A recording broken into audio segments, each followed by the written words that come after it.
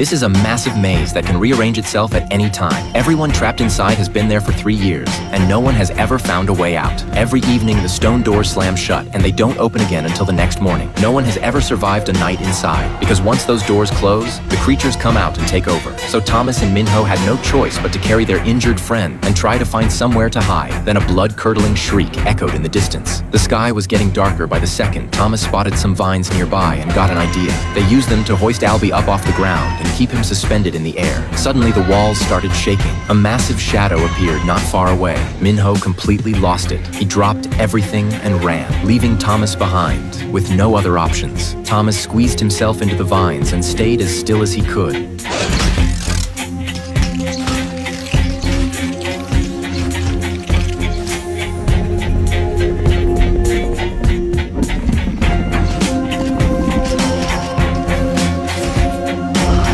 After what felt like forever, the creature finally moved on. He quickly made sure Albie was tied up tight so he wouldn't fall, but the moment he stepped back out, a glob of disgusting slime dropped right onto his shoulder.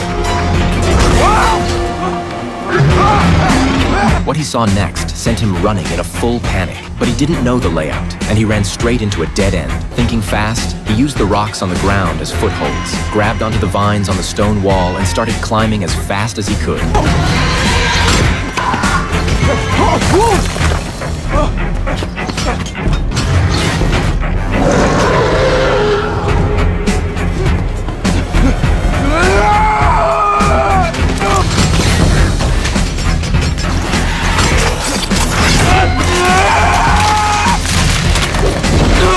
Thomas used the vines to trap the creature just long enough, and Minho, who heard the commotion, came back. Using his knowledge of the maze, he led Thomas through the corridors. His plan was to use the closing stone walls to shake the creature off their trail. Minho made it through just in time, but Thomas suddenly stopped. What are you waiting for? Get out of there! Come on!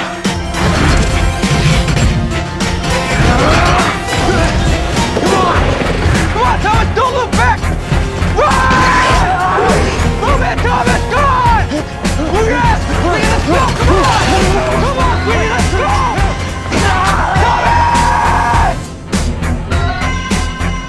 The next morning, the massive stone doors opened again, but the corridor was completely empty. Everyone assumed they were dead. Then, just as people were giving up and walking away, Thomas and Minho appeared out of nowhere, and they brought their injured friend back with them. Everyone was stunned, because since the day they were sent here, not a single person had ever made it through a night in the maze. But Thomas didn't just survive. He actually killed one of the creatures. For the first time, people started to feel something they hadn't felt in a long time: hope. But Gally was furious. He felt like for 3 years, they had managed to coexist with the creatures outside. Sure, they never found a way out, but they built a camp. They could grow food and take care of themselves. Now Thomas had gone and killed one of those things and thrown everything off balance. And there wasn't just one creature out there. Nobody knew what would happen next. Would they come looking for revenge? Thomas had to be punished. Minho stepped up to defend him, but before he could even finish talking, a loud crash came from somewhere nearby. Everyone ran over to check, and inside, they found a girl lying there. She was clutching something in her hand.